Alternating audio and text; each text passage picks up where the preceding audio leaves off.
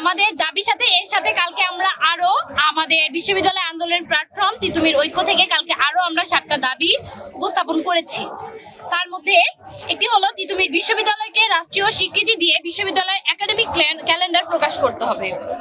তিতুমির বিশ্ববিদ্যালয় প্রশাসন গঠন করে 24-25 সেশনের ভর্তি কার্যক্রম পরিচালনা করা। আমরা ইতিমধ্যে দেখেছি যে ঢাকা বিশ্ববিদ্যালয় অলরেডি হচ্ছে 24-25 জন্য একটি ভর্তি সার্কুলার দিয়ে দিয়েছে, কিন্তু আমরা ঢাকা বিশ্ববিদ্যালয়ের আন্ডারে আর কোনো ভর্তি পরীক্ষা চাই না। আমরা আমাদের স্বতন্ত্র বিশ্ববিদ্যালয় স্বতন্ত্র কাঠামোতে ভর্তি পরীক্ষা চাই। তৃতীয়ত, অবিলম্বে শিক্ষার্থীদের শতভাগ আবাসন ব্যবস্থা নিশ্চিতকরণ নতুবা অবিলম্বে শতভাগ শিক্ষার্থীদের আবাসিক খরচ বহন। এই সম্বন্ধে আমি একটু বলতে চাই, আমাদের 5টা হল আছে যেটা আমাদের শিক্ষার্থীদের জন্য পর্যাপ্ত নয়। সেখানে আমরা ইতিমধ্যে দেখেছি আমাদের যে ঢাকা বিশ্ববিদ্যালয় আছে সেখানে আমরা কিছুদিন আগে দেখতে পেয়েছি যে প্রত্যেক শিক্ষার্থীর জন্য তারা হচ্ছে যাদেরকে আবাসন ব্যবস্থা দিতে পারবে না তাদেরকে তারা হচ্ছে একটি দিবে যাতে তারা বাইরে সেই স্বল্প খরচ দেওয়া হবে যাতে তারা বাইরে থাকতে পারে। আমরা কি করছি? তারা সর্বোচ্চ জায়গায় পড়ছে, সর্বোচ্চ বিদ্যাপীঠে পড়ছে, আমরা কি পড়ি? আমরাও পড়ি। সর্বোচ্চ বিদ্যালয় ঢাকা বিশ্ববিদ্যালয়ে পড়ি না, তিতুমিরে তো পড়ি। বাংলাদেশেরই তো স্টুডেন্ট, তারাও বাংলাদেশের স্টুডেন্ট, আমরাও বাংলাদেশের স্টুডেন্ট। 24-25 সেশনের শিক্ষাবর্ষ থেকে আন্তর্জাতিক মানসম্পন্ন ন্যূনতম 2টি বিষয় ল এবং জার্নালিজম বিষয় সংযোজন করতে হবে। একাডেমিক কার্যক্রম পরিচালনার জন্য যোগ্যতা সম্পন্ন পিএইচডি ধারী শিক্ষক নিয়োগ দিতে হবে।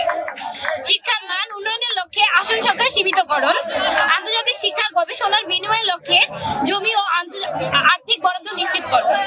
আমাদের 5 জন শিক্ষার্থী গতকাল 5টা থেকে শুরু করে অনশন শুরু করে। এই যারা অনশন করছে এরা 3rd ইয়ারের শিক্ষার্থী। এরা হচ্ছে গতকাল সকালে পরীক্ষা দিতে গেছে বাংলা কলেজে, ওইখান থেকে আইসা এখানে ওরা অনশনে বসছে। তার মানে ওরা হচ্ছে সকাল থেকে না খাওয়া, অর্থাৎ ওদের 18 ঘন্টা থেকে 22 ঘন্টা হয়ে গেছে ওরা হচ্ছে যে অনশনে আছে। 2 জন শিক্ষার্থী সকালে অসুস্থ বোধ করে, তখন আমরা ক্যাম্পাস স্যারদের কল দেই, স্যার এরকম অবস্থা, ওনারা কেউ রেসপন্স করেনি। সকালে যখন দেখি ক্যাম্পাসের মধ্যে উচ্চ স্বরে গান বাজতেছে, তখন আমরা কয়েকজন শিক্ষার্থী স্যারদের কাছে যাই, স্যার এখানে যারা অনশন করতেছে তারা অসুস্থ হয়ে পড়ছে, আপনারা এখানে গানটা বন্ধ করে আপনারা আপনাদের খেলা রাখেন, সংস্কৃত অনুষ্ঠান রাখেন, কিন্তু একটু উচ্চ স্বরে গান বাজাবেন না। ওনারা কি করছে, বলছে ঠিক আছে তোমরা যাও, আমরা গান বন্ধ করে দেই। আমরা চলে আসার পরে আবার সে একই গান চাই না, তো ওনারা খেলাধুলা পরিচালনা করতেছে। পরবর্তীতে আবার গেছি, 2 বার যাওয়ার পরেও ওনারা বলছে ঠিক আছে আমরা দেখতেছি। এই দেখতেছি বইলা এখন দুপুর হয়ে গেছে, এখনো দেখি যে ওনারা একই গান বাজায় আনন্দ করতেছে, অথচ এখানে 5 জন শিক্ষার্থী 18 ঘন্টা যাবত এখানে অনশন কর্মসূচি করতেছে। তাদের জীবনের কোনো, তাদের প্রতি যে সহানুভূতিটা, সেই সহানুভূতিটাও দেখাতে পারে না আমাদের এই শিক্ষকগুলো।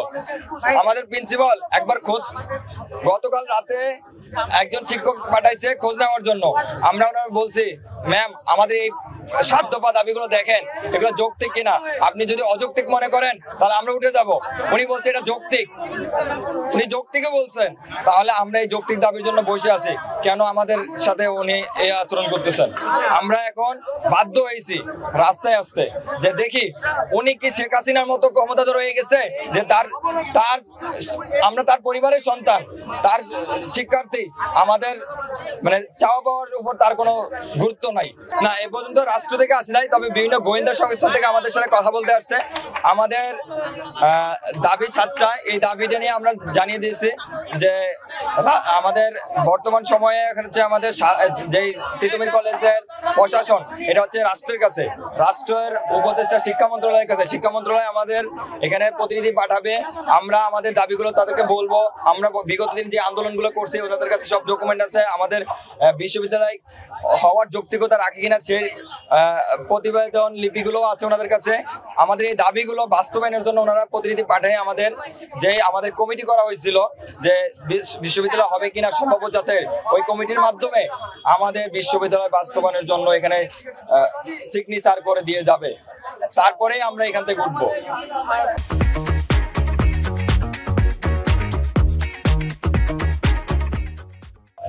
এর আগে যখন আমাদের তিতুমির কলেজের জন্য বিশ্ববিদ্যালয় করার যে সম্ভাব্য যাতায়াতের জন্য একটা কমিটি করা হয়েছে, আমরা রেগুলার ওনাদের সাথে যোগাযোগ করতাম। বিগত সপ্তাহ 15 দিন হলো যে ওনারা আমাদের কথা মানে আমরা কল দিলে কিংবা মেসেজ দিলে ওনারা রিপ্লাই দেয় না, আমাদের সাথে যোগাযোগ রাখে না। তো আমরা মনে করি আমাদের অন্তত সেই কমিটির লোকরাও যদি আমাদের সাথে এসে কথা বলে তাহলে আমরা আমাদের দাবিগুলো আদায় করতে পারবো, কারণ আমরা আমাদের সম্পূর্ণ যৌক্তিকতা আমাদের সবকিছু তুলে ধরছি, আমাদের প্রতিবেদনগুলো দিয়েছি, আমাদের আশ্বস্ত করেছে, মানে এতদিন ধরে আশ্বস্ত করে আসছে যে আমাদেরকে দিবে।